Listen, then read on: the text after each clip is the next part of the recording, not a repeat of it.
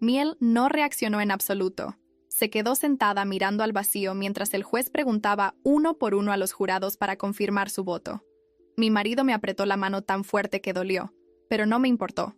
Por fin había terminado. La sentencia se dictó 2 semanas después del veredicto, en la misma sala y con el mismo juez. Miel parecía más pequeña en el banquillo de los acusados, como si los veredictos de culpabilidad la hubieran encogido físicamente. El juez revisó el expediente durante lo que nos pareció una eternidad antes de alzar la vista y hablar. Dijo que el patrón histórico de violencia contra las hijas recién nacidas de la familia, combinado con la absoluta falta de remordimiento de Miel durante todo el juicio, la convertía en alguien demasiado peligrosa para volver a estar en libertad.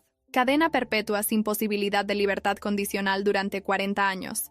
Lo que a su edad significaba que moriría en la cárcel. Miel no reaccionó cuando lo oyó. Siguió mirando al frente como si estuviera en otro mundo. Mi marido me tomó la mano por debajo de la mesa y sentí como todo su cuerpo se relajaba a mi lado.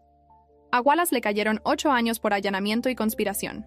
El juez dijo que podría optar a la libertad condicional tras cumplir 2/3 de la pena si demostraba rehabilitación real, es decir, algo más de 5 años si se portaba bien. Chester recibió 10 años porque tenía antecedentes por agresión, misma condición de libertad condicional tras 2/3. Los dos parecieron aliviados en comparación con lo que le tocó a Miel. Wallace hasta se disculpó con nosotros cuando el juez le preguntó si quería decir algo. Chester solo asintió y dijo que había cometido un terrible error al confiar en Miel. Hank nos explicó después que al suegro lo habían acusado de encubrimiento por ayudar a Miel a pagar la fianza, sabiendo que pensaba hacernos daño. El suegro aceptó un acuerdo la semana siguiente. 5 años de libertad condicional más terapia obligatoria. Parte del acuerdo era que tenía que testificar en cualquier caso futuro relacionado con los asesinatos históricos, algo que Hank dijo que era clave para la investigación de casos fríos. Esa investigación se cerró un mes después. La fiscalía presentó cargos por asesinato, póstumos, contra la suegra y la abuela política de Miel por la muerte de al menos 6 bebés. Hank explicó que, aunque ya estaban muertas y no podían ser juzgadas,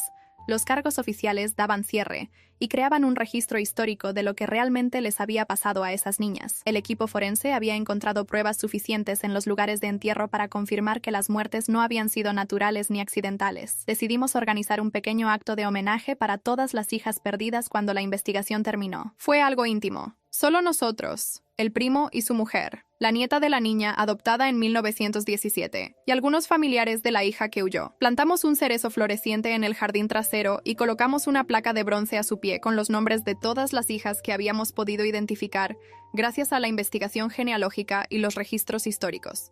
12 nombres en total, repartidos a lo largo de más de un siglo. La descendiente de 1917 trajo flores y fotos de su abuela, que había tenido una buena vida pero nunca supo por qué la habían dado en adopción siendo bebé. El hijo de la hija que huyó contó que su madre nunca hablaba de su familia de origen, salvo para advertirle que algunas estirpes llevaban oscuridad en la sangre. Estar allí con todas esas personas que compartían el ADN de mi hija fue algo surrealista. Era como si estuviéramos recuperando algo que habían robado y enterrado durante generaciones. 6 meses después del juicio, nuestra hija mayor preguntó por qué ya no veíamos a la abuela. Tenía 4 años y medio, y empezaba a notar que los demás niños sí tenían abuelos que los visitaban o les mandaban tarjetas de cumpleaños. Nos sentamos con ella en el salón y le explicamos de la forma más sencilla posible que la abuela había tomado decisiones muy malas que habían hecho daño a personas.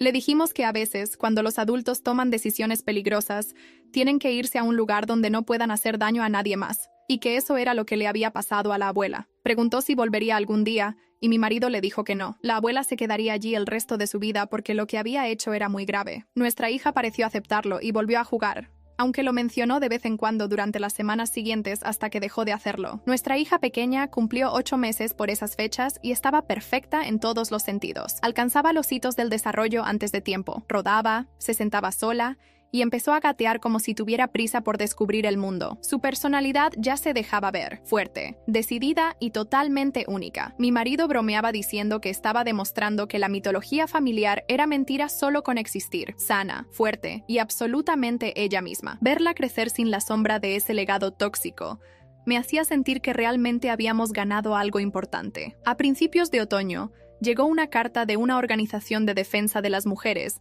preguntando si estaríamos dispuestos a compartir nuestra historia, de forma anónima, para ayudar a otras familias a reconocer patrones de violencia de género. Nos contaron que nuestro caso había salido en las noticias regionales durante el juicio y que varias personas se habían puesto en contacto con ellas al ver similitudes con sus propias familias.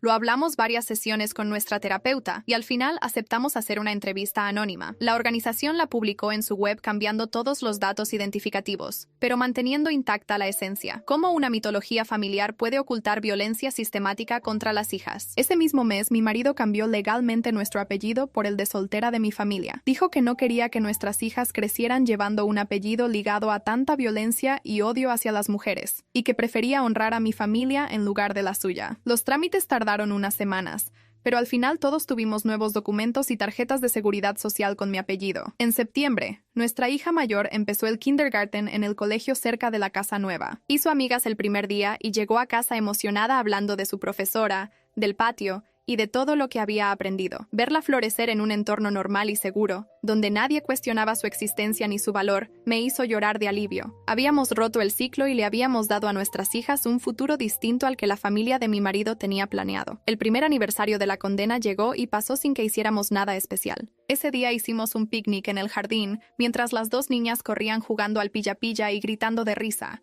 La mayor tenía ya 5 años y medio.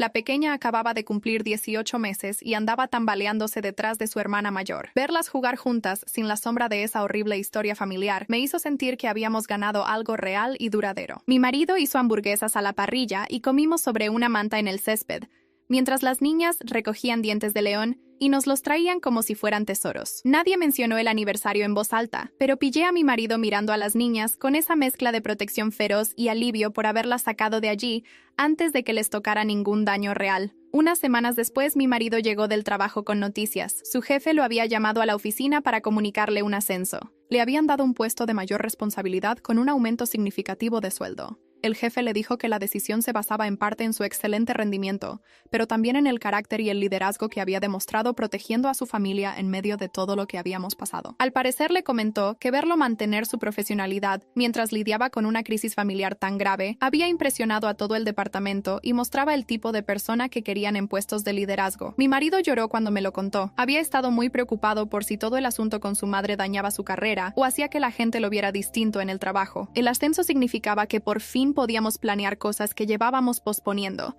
como las vacaciones en la playa de las que hablábamos desde hacía meses. Reservamos una semana en una casa alquilada justo frente al mar para el mes siguiente. Las niñas se emocionaron muchísimo cuando se lo contamos. La mayor empezó a hacer 1.000.000 de preguntas sobre cómo sería la playa, si podría hacer castillos de arena y recoger conchas. La pequeña aún no lo entendía del todo, pero captó la emoción de su hermana y empezó a dar palmadas y a saltar por el salón. Planear ese viaje y pensar en crear recuerdos familiares felices que no tuvieran nada que ver con los parientes tóxicos de mi marido me hizo sentir que por fin habíamos construido algo bueno y sólido a partir de las cenizas de aquella historia horrible. Nuestras hijas van a crecer sabiendo que las queremos incondicionalmente y que celebramos exactamente quiénes son, sin vergüenza ni violencia por el hecho de ser niñas. Y esa es la historia. Siempre intento que estos momentos sirvan de algo en la vida real. Si te ayudó a pensar o a reflexionar, eso es lo que importa.